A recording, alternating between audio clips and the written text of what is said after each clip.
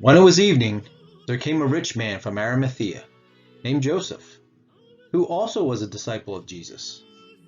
He went to Pilate and asked for the body of Jesus. Then Pilate ordered it to be given to him. And Joseph took the body and wrapped it in a clean linen shroud, and laid it in his own tomb, which he had cut in the rock. And he rolled a great stone to the entrance of the tomb, and went away. Mary Magdalene and the other Mary were there, sitting opposite the tomb. Let's take a moment to look at this whole concept of faith. If I say that my wife is faithful, you understand that I mean she is loyal and does the right thing for me whether I am present or not. Yet, when we transfer the conversation to religion, suddenly faith becomes intellectual belief in something. According to the contemporary religious definition, if I say Joseph, Mary, and the other Mary, and Salome had great faith, you would think I meant they were really confident that Christ would rise again. By that definition, why even bother to attend to his body?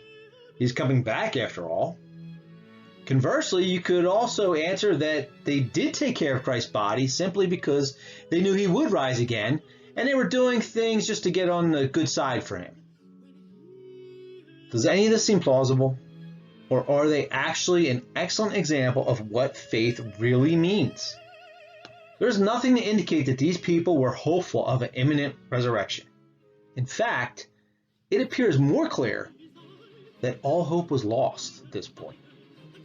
And yet they were still being faithful to their Lord, their teacher, and their friend by attending to his body according to their tradition. I read one skeptic trying to debunk this account.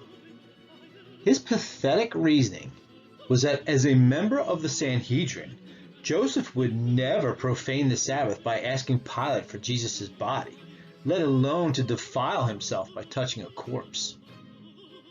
Really? That's all you have?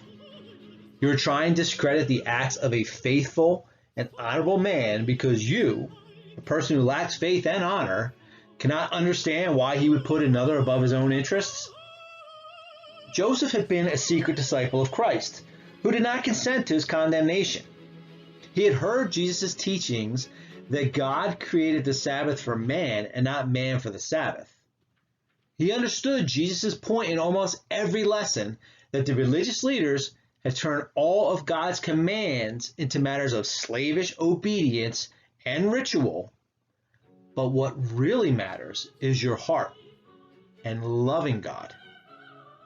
Joseph had more to worry about than just violating the Sabbath during the Passover. His public acknowledgement of Christ, and not as his ministry was growing, but now, after he had been condemned and his followers surely were next, would clearly mean an end to his status as a religious and political leader of Israel. In a famous account, Jesus had asked a rich young ruler if he was willing to sell everything he had to follow him. That man went away sad because he had so much to lose. Now, when there appeared that there was nothing to gain, only everything to lose, Joseph made his choice. He was willing to surrender everything he had to announce his love for Jesus, even in his death, even when there was nothing to gain. This is the definition of faith. Faith isn't just declaring that you believe certain tenets of a doctrine.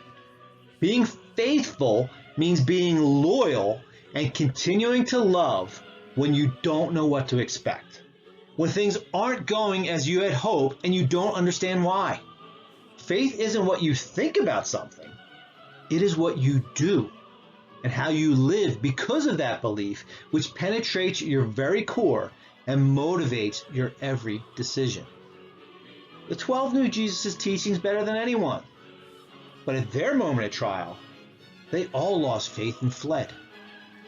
Right now, men who had been keeping his beliefs secret, and a few women, were demonstrating true faithfulness, perseverance, courage, and love.